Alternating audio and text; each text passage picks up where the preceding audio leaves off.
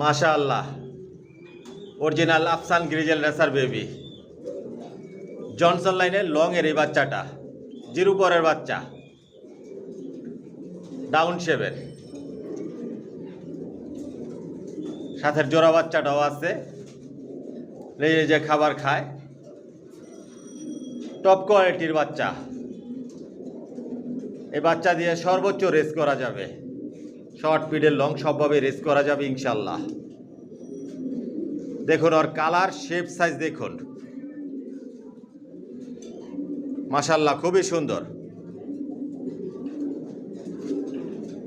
Big সাইজের হবে।